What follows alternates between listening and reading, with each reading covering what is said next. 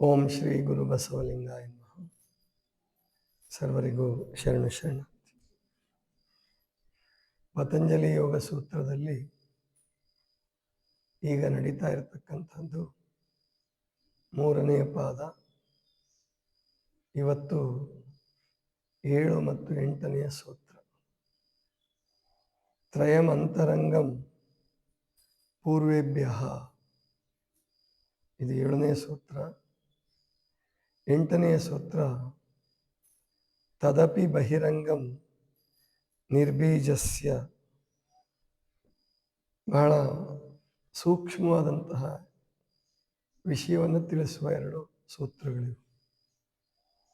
ತ್ರಯಂ ಅಂತರಂಗಂ ಪೂರ್ವೇಭ್ಯ ಅಂದರೆ ಈ 3 ಏನಿದಾವಲ್ಲ, ಯಾವ 3? ಧಾರಣ, ಧ್ಯಾನ, ಸಮಾಧಿ. ಇವಕ್ಕೆ ಕೆಲವರು ಪೂರ್ವಾರ್ಧ ಉತ್ತರಾರ್ಧ ಅಂತಲೂ ವಿಭಾಗ ಮಾಡ್ತಾರೆ. ಯಮ, ನಿಯಮ, ಆಸನ, ಪ್ರಾಣಾಯಾಮ, ಪ್ರತ್ಯಾಹಾರಗಳು ಇವು ಉತ್ತರಾರ್ಧ ಯೋಗಗಳು. ಅಷ್ಟಾಂಗ ಯೋಗದ ಉತ್ತರಾರ್ಧ, ಪೂರ್ವಾರ್ಧ ಮೊದಲಿಗೆ. ಆಮೇಲೆ ಇವೇನಿದಾವಲ್ಲ, ಧಾರಣ, ಧ್ಯಾನ, ಸಮಾಧಿ, ಅವುಗಳನ್ನು ಉತ್ತರಾರ್ಧ ಅಂತ ಹೇಳ್ತಾರೆ. ಅದನ್ನೇ ಪತಂಜಲಿ ಋಷಿಗಳು ತ್ರಯಂ ಅಂತರಂಗಂ ಅಂದರೆ ಈ 3 ಏನಿದಾವಲ್ಲ, ಇವು ಅಂತರಂಗದ ಯೋಗಗಳು, ಅಂತರಂಗ ಶುದ್ಧಿಗೆ ಕಾರಣವಾದಂತಹವು. ಪೂರ್ವೇಭ್ಯ, ಪೂರ್ವದ ಯಾವಪ್ಪ ಅಂದರೆ ಅವು 5: ಯಮ, ನಿಯಮಾದಿ. ಯಮಾದಿ ಪಂಚಕಗಳು ಅಂತ ಕರೀತಾರೆ ಅವನ್ನು. ಯಮ, ನಿಯಮ, ಆಸನ, ಪ್ರಾಣಾಯಾಮ, ಪ್ರತ್ಯಾಹಾರ. ಅದಕ್ಕೆ ಎಲ್ಲರೂ ಚೆನ್ನಾಗಿ ನೆನ್ಪಿಟ್ಕೋಬೇಕು. ಯಾವುದೇ ಸಾಧಕರಿಗೂ ಕೂಡ ಅವನೆಷ್ಟೇ ಪರಿಪೂರ್ಣನಾಗಿದ್ದಾನೆ ಅಂದರೂ ಯಮ ನಿಯಮಗಳನ್ನು ಹೇಳಲಾರ್ದೇನೆ ಯೋಗ ಹೇಳಬಾರ್ದು. ಅದನ್ನು ಸರಿಯಾಗಿ ಅರ್ಥ ಮಾಡ್ಕೋಬೇಕು. ಯಮ ನಿಯಮಗಳ ಕಡೆ ಗಮನ ಕೊಡಲಾರ್ದಕ್ಕೆ ಈಗಿನ ಕಾಲದಲ್ಲಿ ಇಷ್ಟು ತೊಂದರೆಗಳಾಗ್ತಾ ಇರೋದು. ಯಮ ನಿಯಮಗಳನ್ನು ಅಂದರೆ ಕಾನೂನು ಭಯ ಮನುಷ್ಯನನ್ನು ಚೆನ್ನಾಗಿಡುತ್ತೆ ಅಂತ ಗ್ಯಾರಂಟಿ ಇಲ್ಲ. ಯಾಕಂದರೆ ಕಾನೂನಿನ ಭಯದಿಂದ ತಪ್ಪಿಸ್ಕೊಳ್ಬೋದು ಅವನೇನಾದರೂ ಮಾಡಿ, ಅಥವಾ ಮುಂದೂಡ್ಬೋದು ಶಿಕ್ಷೆಯನ್ನು. ಒಬ್ಬ ಲಾಯರ್ ಮನಸ್ಸು ಮಾಡಿದ್ರೆ ಕೊಲೆಗಾರನನ್ನು ನಿರಪರಾಧಿ ಅಂತ ಮಾಡಿಬಿಡ್ಬೋದು.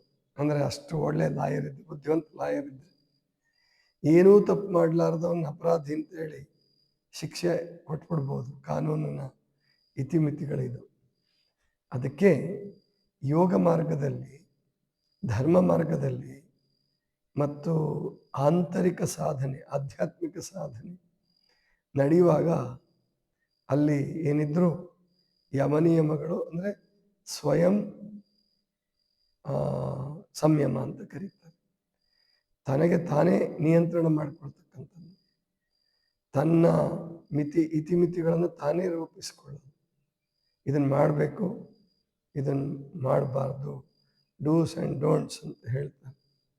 ಯಾವುದನ್ನು ಮಾಡಬೇಕು, ಯಾವುದನ್ನು ಮಾಡಬಾರ್ದು ಅನ್ನೋ ವಿಷಯ ಬಂದಾಗ ಅದನ್ನು ಯಮ ನಿಯಮಗಳಲ್ಲಿ ತುಂಬ ಚೆನ್ನಾಗಿ ಹೇಳಿದ್ದಾರೆ ಪತಂಜಲಿ ಋಷಿಗಳು.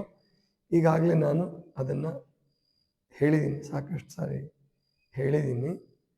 ಇದನ್ನು ನೀವು ಹಿಂದಿನ ಎಪಿಸೋಡ್ಗಳನ್ನು ಕೂಡ ನೋಡ್ಕೊಳ್ಳಿ. ಅಂದರೆ ಅವು ಸಾಮಾನ್ಯ ಭಾಗದ ಮೇಲೆ ಡಿಪೆಂಡ್ ಆಗಿದೆ ಅದು. ಮತ್ತು ನಿಮಗೆ ಪಾದ ಅಂದರೆ 1ನೇ ಪಾದ, 2ನೇ ಪಾದ, 3ನೇ ಪಾದ ಅಂತ ಮಾಡಿದ್ದಾರೆ ಅಂತ ಕಾಣುತ್ತೆ. ಅದನ್ನು ಅಪ್ಲೋಡ್ ಮಾಡುವಾಗ 3 ಪಾದಗಳನ್ನು ಪ್ರತ್ಯೇಕ ಮಾಡಿ ಅದರಲ್ಲಿ ಸೂತ್ರ ಭಾಗ 1, ಭಾಗ 2 ಹಿಂಗೇನೋ ಮಾಡಿರಬೇಕು ಅಂತ ಕಾಣಿಸುತ್ತೆ.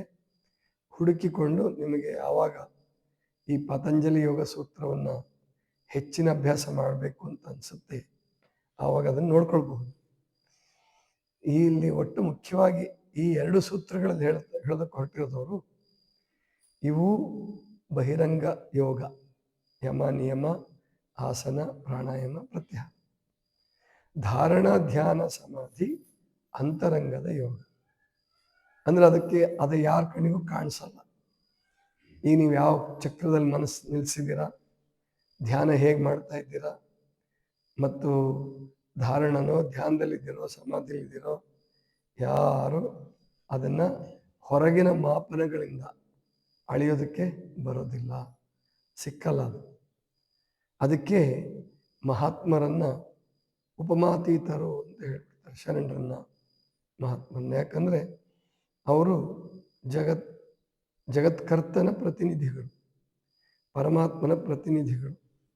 ಅವರು ಮಾಡಿದ್ದು ಅದೇ ಸರಿ. ಜಗತ್ತಿನ ಕಣ್ಣಿಗೆ ಅದು ತಪ್ಪಾಗಿ ಕಾಣಿಸಬಹುದು, ಆದರೆ ಹಾಗಂತ ಜಗತ್ತಿನ ನಿಯಮಗಳನ್ನೆಲ್ಲ ಮಹಾತ್ಮ ಗಾಳಿಗೆ ತೋರ್ತಾನೆ ಅಂತ ಅಲ್ಲ, ಹಾಗೇನಲ್ಲ ಅದು. ಈಗ ಉದಾಹರಣೆ, ಗಾಂಧೀಜಿಯವರು ಸ್ವಾತಂತ್ರ್ಯ ಹೋರಾಟ ಮಾಡುವಾಗ ಅಹಿಂಸೆ ಮತ್ತು ಸತ್ಯ ಇದನ್ನು ಹಿಡ್ಕೊಂಡು ಹೊರಟರು. ಬ್ರಿಟಿಷರಿಗೆ ಹೊಡೆಯೋದು ಬೇಡ ಅಂತ ಹೇಳಿ ಅದನ್ನು ತುಂಬ ಜನ ಟೀಕೆ ಮಾಡಿದ್ರು, ಬಹಳ ಜನ ಟೀಕೆ ಮಾಡಿದ್ರು. ಆದರೆ ವಿಚಾರ ವಿಮರ್ಶೆ ಮಾಡಿ ನೋಡಿದ್ರೆ ರಕ್ತಕ್ರಾಂತಿಯ ಪರಿಣಾಮ ಏನಾಯಿತು ಅನ್ನೋದನ್ನು ನೋಡಿದಾಗ ನಮ್ಮ ದೇಶಕ್ಕೆ ಅದು ಸೂಕ್ತ ಆಗಿರಲಿಲ್ಲ ಆ ಕಾಲದಲ್ಲಿ. ಯಾಕಂದರೆ ನಮ್ಮಲ್ಲಿ ಒಗ್ಗಟ್ಟಿರಲಿಲ್ಲ, ಮತ್ತು ಒಂದು ಭಾಷೆ ಅಲ್ಲ, ಒಂದು ಜಾತಿ ಜನಾಂಗ ಅಲ್ಲ.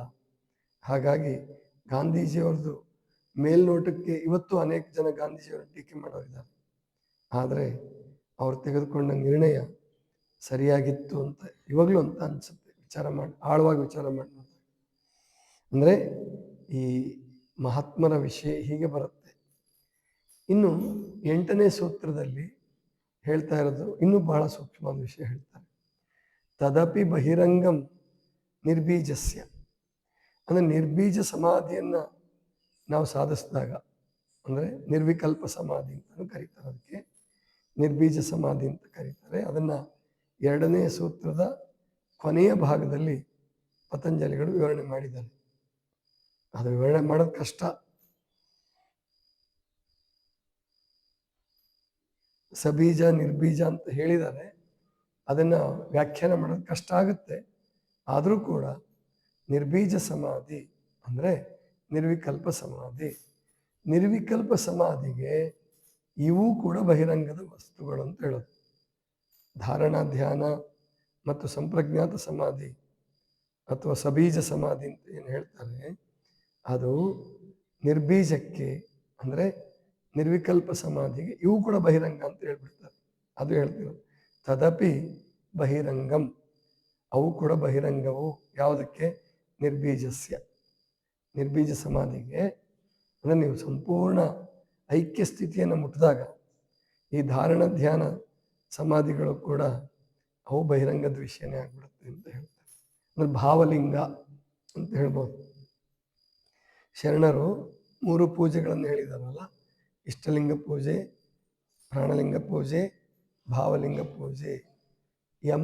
ಯಮಾದಿ ಪಂಚಕಗಳೇನಿದಾವಲ್ಲ ಅವು ಇಷ್ಟಲಿಂಗ ಪೂಜೆ ಅಂತ ತಗೊಂಡ್ರೆ, ಧಾರಣ ಧ್ಯಾನ ಸಮಾಧಿ ಪ್ರಾಣಲಿಂಗ ಪೂಜೆ, ಮತ್ತು ಭಾವಲಿಂಗ ಪೂಜೆ ಅಂದರೆ ಯಾವುದು ಅಂದರೆ ನಿರ್ಬೀಜ ಸಮಾಧಿ, ನಿರ್ವಿಕಲ್ಪ ಸಮಾಧಿ, ತುರ್ಯಾತೀತ ಅವಸ್ಥೆ. ಅದನ್ನು ವರ್ಣಿಸೋದಕ್ಕೆ ಬರೋದಿಲ್ಲ, ಅವೆಲ್ಲ ಸಾಧಿಸತಕ್ಕಂಥವು. ಇನ್ನು ಮುಂದಿನ ಸೂತ್ರಗಳಲ್ಲಿ ಅವರು ಇದನ್ನು ಸಾಧಿಸುವಾಗ ಒಬ್ಬ ಸಾಧಕ ಏನೇನನ್ನು ಯಾವ್ಯಾವ ಅನುಭವ ಪಡಿತಾನೆ, ಅವನಲ್ಲಿ ಏನೇನು ಬದಲಾವಣೆಗಳು ಉಂಟಾಗ್ತವೆ, ಆ ಚಿತ್ತ ಹೇಗೆ ಬದಲಾಯಿಸ್ಕೊಳ್ತಾ ಬದಲಾವಣೆ ಆಗ್ತಾ ಆಗ್ತಾ ಆಗ್ತಾ ಹೋಗುತ್ತೆ, ಅದರಲ್ಲಿ ಏನು ಸಿದ್ಧಿಗಳು ಪ್ರಾಪ್ತಿಯಾಗುತ್ತೆ, ಆವಾಗ ಸಾಧಕನಾದಂಥವನು ಆ ಸಿದ್ಧಿಗಳ ಜೊತೆಗೆ ಹೇಗೆ ನಡ್ಕೋಬೇಕು, ಅದನ್ನು ಹೇಗೆ ಮೀರಿ ನಿಲ್ಲಬೇಕು, ಅದನ್ನು ಈ ಪಾದದಲ್ಲಿ, ಅಂದರೆ ಇದು ವಿಭೂತಿ ಪಾದ ಅಂತ ಕರೀತಾರೆ. ಈಗ ನಡೀತಾ ಇರ್ತಕ್ಕ ಸಮಾಧಿ ಪಾದ, ಸಾಧನಾ ಪಾದ, ವಿಭೂತಿ ಪಾದ, 3ನೇದಿದು ವಿಭೂತಿ ಪಾದ. ಆದ್ದರಿಂದ ನಾವಿಲ್ಲಿ ತಿಳ್ಕೋಬೇಕು, 4 ಪಾದಗಳಿದ್ದಾವೆ, ಆಮೇಲೆ 195 ಸೂತ್ರಗಳಿದ್ದಾವೆ. ಈ ವಿಭೂತಿ ಪಾದದಲ್ಲಿ ವಿಶೇಷ ಘಟನೆಗಳು. ಭೂತಿ ಅಂದರೆ ಇರುವುದು, ಬೀಯಿಂಗ್. ವಿಭೂತಿ ಅಂದರೆ ಬಿಕಮಿಂಗ್, ಆಗುವುದು. ಮನುಷ್ಯ ಈಗ ಏನು ಸಮಸ್ಯೆ ಆಗಿದೆ ಅಂದರೆ ಮನುಷ್ಯನಿಗೆ ಬರೀ ಬಹಿರಂಗದ ಶಿಕ್ಷಣ, ಬಹಿರಂಗದ ನಿಯಂತ್ರಣ, ಬಹಿರಂಗದ ವ್ಯವಸ್ಥೆ, ಬಹಿರಂಗದ ಶಿಸ್ತು.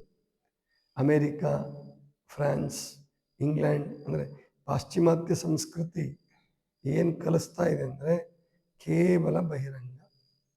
ಅವರು ಎಲ್ಲೋ ಒಬ್ಬೊಬ್ಬರು ಸ್ವಾಮಿ ವಿವೇಕಾನಂದರ ಕಾಲದಿಂದ ಪರಮಹಂಸಾನಂದ ಯೋಗಾನಂದರ ಕಾಲಕ್ಕೆ ಮತ್ತು ಮುಂದೆ ಸ್ವಾಮಿ ರಾಮ ಅವರು ಇಂಥವರೆಲ್ಲ ಕೆಲವ್ರದ ಅನುಯಾಯಿಗಳು ಧ್ಯಾನವನ್ನು ಕಲ್ತ್ಕೊಂಡು ಈ ಒಂದು ಸಂಸ್ಕೃತಿಯನ್ನು ಎರಡನ್ನೂ ಕೂಡಿಸ್ಕೊಂಡು, ಪಾಶ್ಚಿಮಾತ್ಯ ಸಂಸ್ಕೃತಿ, ಪೌರಾತ್ಯ ಸಂಸ್ಕೃತಿ ಎರಡನ್ನೂ ಕೂಡಿಸ್ಕೊಂಡು ಅವರು ಆನಂದಿತರಾಗಿದ್ದಾರೆ.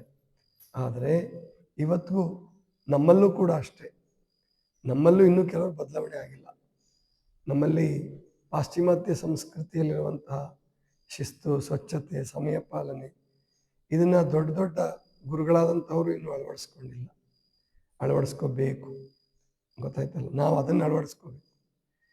ಮತ್ತು ನಮ್ಮಿಂದ ಅವ್ರು ಕಲಿಬೇಕಾದ್ದು ಅಂದರೆ ಅಂತರಂಗದ ಯೋಗ, ಧಾರಣ, ಧ್ಯಾನ, ಸಮಾಧಿ ಜೊತೆಗೆ ಯಮನಿಯಮಗಳನ್ನು ಕಲಿಬೇಕು. ಅವರು ಯಮನಿಯಮಗಳನ್ನು ಕಲ್ತಿಲ್ಲ, ಬರೀ ಔಷಧಿ ತೊಗೊಂಡ್ರೆ ಎಲ್ಲ ಸರಿ ಹೋಗ್ಬಿಡುತ್ತೆ, ಹೆಲ್ತ್ ಇನ್ಶೂರೆನ್ಸ್ ಮಾಡಿಸಿದ್ರೆ ನಮ್ಮ ಆರೋಗ್ಯ ಸರಿ ಹೋಗ್ಬಿಡುತ್ತೆ, ಕಾಪಾಡ್ತಾರೆ ಅಂತ ತಿಳ್ಕೊಂಡಿದಾರಲ್ಲ, ಅದು ತಪ್ಪು.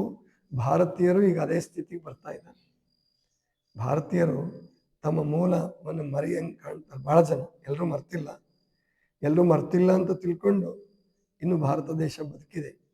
ಒಂದು ವೇಳೆ ಯೋಗ, ಧರ್ಮ ಪದ್ಧತಿಗಳು, ಆಮೇಲೆ ಏನು ನಮ್ಮ ಅಂತರಂಗದ ಸಾಧನೆ ಮತ್ತು ನಮ್ಮ ಮೌಲ್ಯಗಳನ್ನು ನಾವು ಬಿಟ್ಬಿಟ್ರೆ ನಮ್ಮ ದೇಶಕ್ಕೆ ಉಳಿಗಾಲ ಇಲ್ಲ. ಅದಕ್ಕೆ ಅಂಥ ಪರಿಸ್ಥಿತಿ ಬರಬಾರ್ದು ಅಂದರೆ ಮಕ್ಕಳಿಗೆ ನಾವು ಈ ಯಮನಿಯಮಗಳು, ಆಸನ, ಪ್ರಾಣಾಯಾಮಗಳು, ಪ್ರತ್ಯಾಹಾರ ಜೊತೆಗೆ ಧಾರಣ, ಧ್ಯಾನ, ಸಮಾಧಿ ಇದನ್ನು ಕಲಿಸಲೇಬೇಕು. ಕಲಿಸುವ ಪ್ರಯತ್ನ ಅಲ್ಲಲ್ಲಿ ನಡೀತಾ ಇದೆ. ಇನ್ನೂ ಹೆಚ್ಚಿನ ಪ್ರಮಾಣದಲ್ಲಿ ನಡೀಲಿ ಅಂತ ಹಾರೈಸೋಣ. ಇದಿಷ್ಟು ಇವತ್ತಿನ ಚಿಂತನ. ಸರ್ವರಿಗೂ ಶರಣು.